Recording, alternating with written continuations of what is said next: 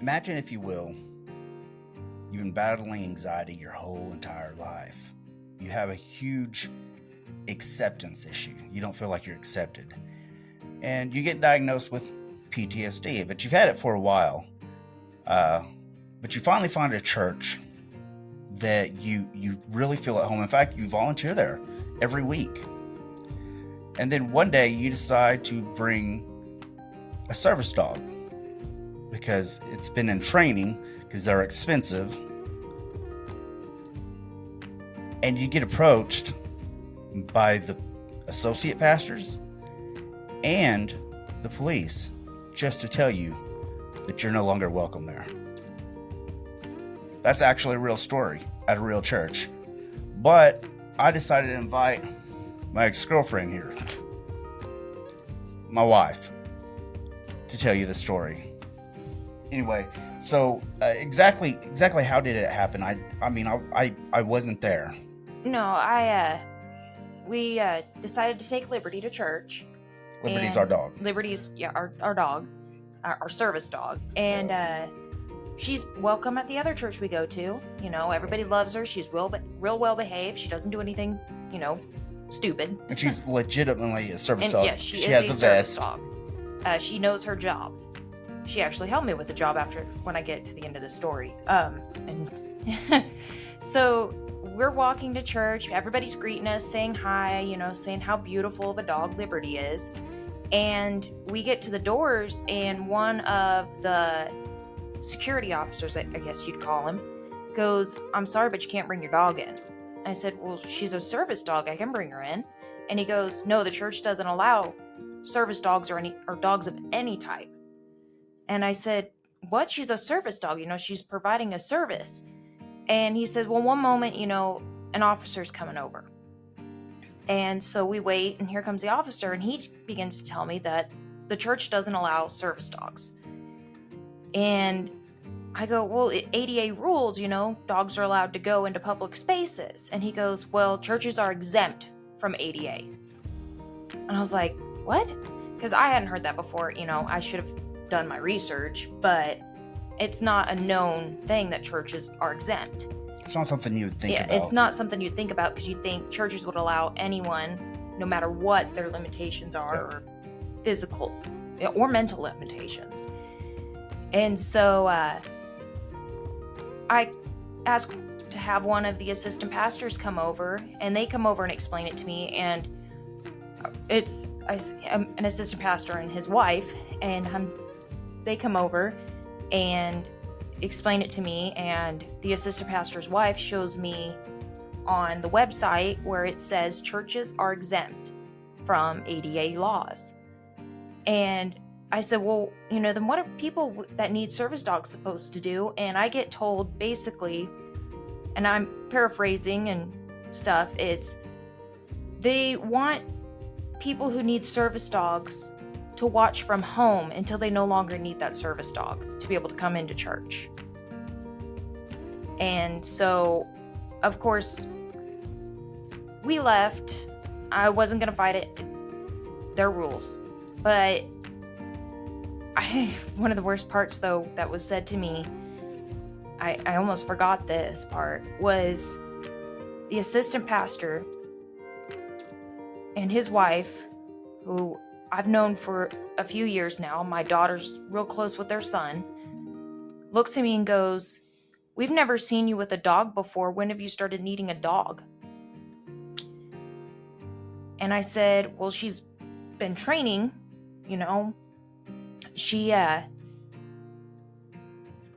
wanted to make sure she was ready before I brought her in, because it's a lot of people. It's a good environment for her to be in, but it's a lot of people." And nobody is born with a service dog. That's not how it works. There's people that are on waiting lists that have to wait years to get a service dog, because if you look at the cost of a service dog, you're talking anywhere from the cheapest I've been able to find is $5,000. But they go all the way up to $20,000, and it's a constant training. It's not easy. Yes, I hide my anxiety and my issues really well, but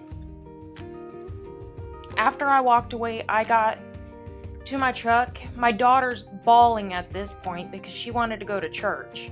And Our she was 5-year-old. so happy. All this happened right in front of my 5-year-old. She's bawling because she sees her friends out on the playground and she wants to go be with them and play with them. And I have to explain to her that we can't go in because my dog's not welcome. And all this while, I'm trying to hold back having a breakdown. Sorry. I get to my truck. And I'm feeling an anxiety attack coming on, but I just want out of there. So I drive off from the church. I get down the road a little ways and I have to pull over because I'm experiencing a horrible anxiety panic attack. And what does my dog do? She comes up into the front seat and leans on me because she knows that's going to help me. And I sit there and bawl into my dog's neck, cradling her because I hate confrontation. I don't do good with confrontation. I don't do good with having to defend myself. It's very, I hate to use the word, but it's very triggering for me for any confrontations. He knows that. I either shut down completely or I start bawling. And I've been this way and I've gotten help for it, but there's still things that can trigger you. And the dog has helped me not have so many attacks.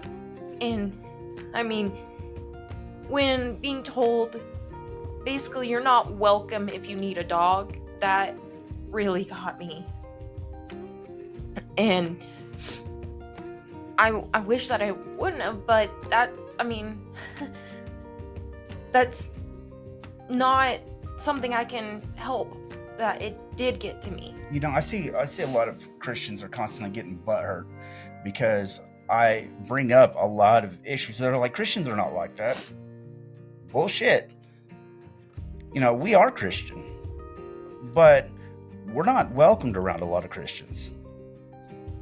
I mean, for this very thing, it's like the one place you're supposed to be accepted and you have issues, and their reasoning was because there might be people with allergies. Nobody knows of these people. Nobody's ever came up and said, hey, we have allergies, we can't have dogs around us. Well, it's a big place. They can get on the other side of the building. Does that mean that people that have traumatic issues, people that need service dogs, they're not welcome because somebody might have an allergic reaction and not want to go to the other side of the building? So we'll just not let you come to church at all. You're not welcomed because these people might get an allergic reaction and they refuse to get on the other side of the building. So you have to leave. Sorry. I mean, that's what I try to point out all the time. Christians aren't trying to be like Jesus at all. They're trying to be biblical. They're trying to fit the status quo of everything. But to be like Jesus, that's not Jesus. They think being like Jesus is being like a pastor that wears a suit and tie and stuff. That's like Jesus. No, it's not. It's loving people where they are. Be happy that this person has decided to go through this and come to church and be around people when it's hard. It's very difficult.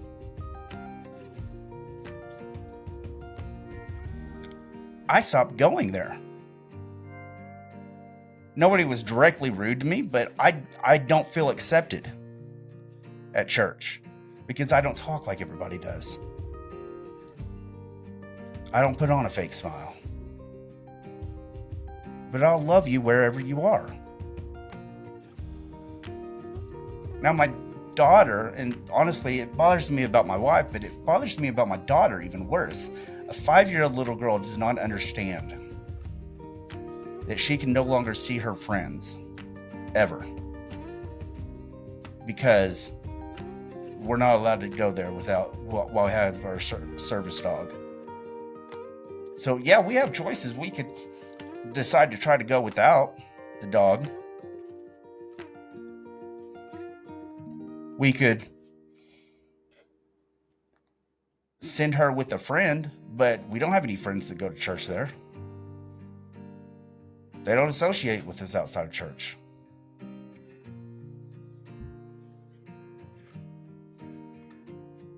But we've donated countless hours to church, not just attending church, helping. But because somebody may have allergies. If you want people to start going to church more, start loving people more.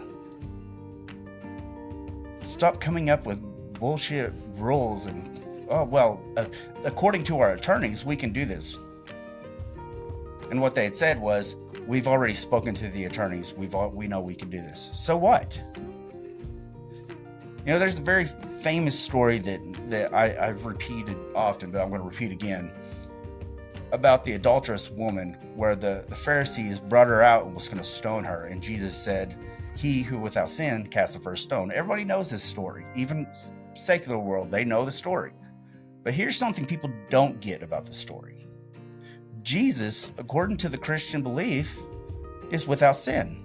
So therefore, he had the right to stone her. But he didn't. Because it's not always about what you can do, it's about what you should do. If you have a problem, if they didn't want her there, they could have done it in a private way too. I mean, it is their church. They can do whatever they want. We realize we are not clean enough for them. We have too many issues. So what church can we go to? Who knows? Is this going to happen again? This was a big church. It was a mega church. It's a church that sells themselves as being one of the most open and accepting churches out there that loves everybody. The pastor has actually come out and said that on stage. He was talking about how he was on a podcast and they said, "What do you do about gays in your church?" He said, "I love them." And I thought, man, I can get behind that. I didn't agree with everything he said. I don't have to. I agree with hearts.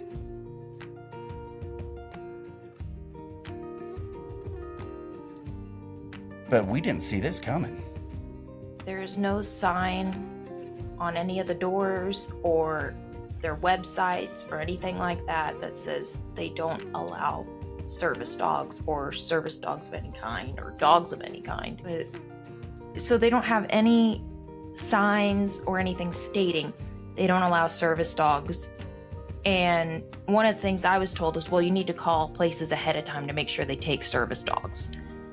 Who's done that? Who does that? Calls ahead of time. Especially if the dog, you rely on the dog. And the rest of the day, and it just happened Sunday, I was a complete wreck. And I mean, it really bothers me having confrontation. I'm done for a while because I don't handle it very well. How would have you handled it? How would have you dealt with somebody in a church that's supposed to be loving everybody, that you actually personally know these people, and they told you you're not allowed to be there as long as you have your dog, your service dog, until you no longer need your service dog? I know people with service dogs, and I don't know anybody that just suddenly doesn't need their dog anymore. That's not exactly how it works. In fact, usually getting a dog is last-ditch effort because nothing is working. And that's the most expensive option, is getting a service dog. Not a comfort animal, not a companion animal. That's not what we're talking about. One that's actually trained for a function. They are service dogs. Her function isn't just existing. She actually does something whenever she goes into a panic attack.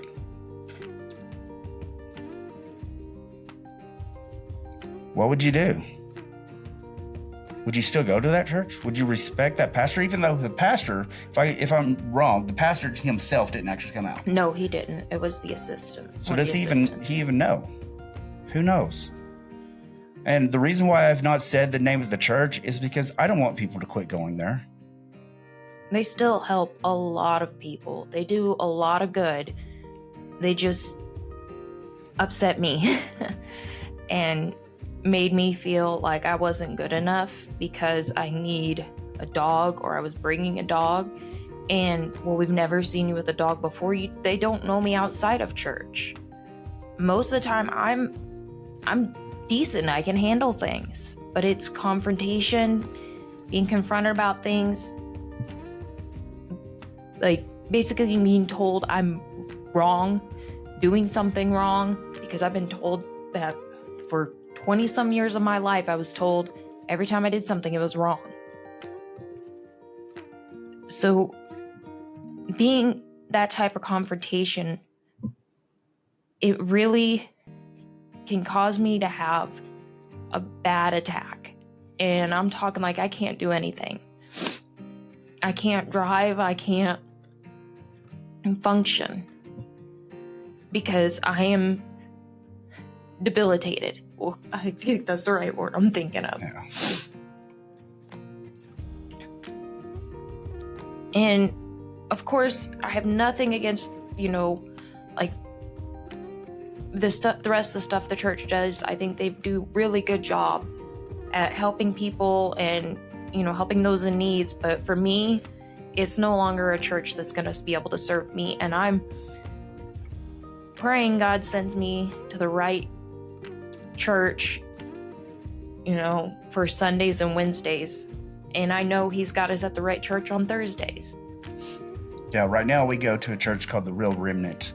It's just a Thursday service. It's more of a supplement church. It's not designed to make it where it takes away your church. But they're just very politically incorrect. They just say the way they say it. They get involved in politics. We enjoy that. And they've never said anything about the dog at all. They actually love her. Everyone that goes to that church knows her by name. They love her because she's just a sweet girl. She loves people. Well, I say loves people. She loves kids and likes people. Yeah. We want her to be friendly with kids. We want people to know. But, it doesn't, none of it matters. It doesn't matter what she's for. It doesn't matter anything. The fact is that a church who's supposed to be all accepting and loving and helping people, instead of helping somebody, they make things worse on them. They kick them out of the one place where they start feeling accepted. I mean, me and my wife, we one of our common bonds is that we don't have anybody. She doesn't have anybody local, and I don't have anybody at all. Not blood. And being accepted by a church when I've made videos where I spent most of my life not being accepted by the church, by Christians. Everybody always wanted to ask me if I want to go to heaven or hell. They cared more about that than they cared about me. This is a perfect example of what I've always dealt with. They don't actually care about the individual. I mean, we've tried getting help, because we were hurting, because I went 8 months without working because of my back surgery. They wouldn't help. They weren't available. They only help people that they're allowed to minister to. That's what it seems. We only do things to try to save souls. I'm sorry, I don't care. If you're not going to heal the flesh, you're not going to heal the soul. And they did more damage than they've ever done harm to or help to us. because that one thing happens to be the thing that we have issues with. We can't trust.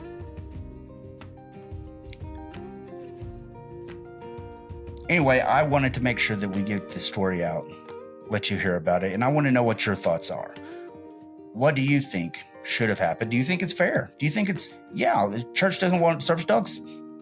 Find a different church. I want to know your true opinion about it.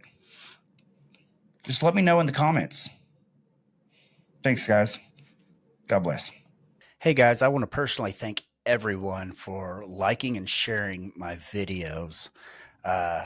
If you want to continue to see my content, all you got to do is press that subscribe button, and I'll notify you as soon as a new video comes out. I don't get paid for any of this. So if you want to buy some of my merch, like my shirts, like Jesus is a Badass or my Don't Be a Dick shirt, you can easily go to my merch store, which is at sogtv.org, which I will have it in the description at every video.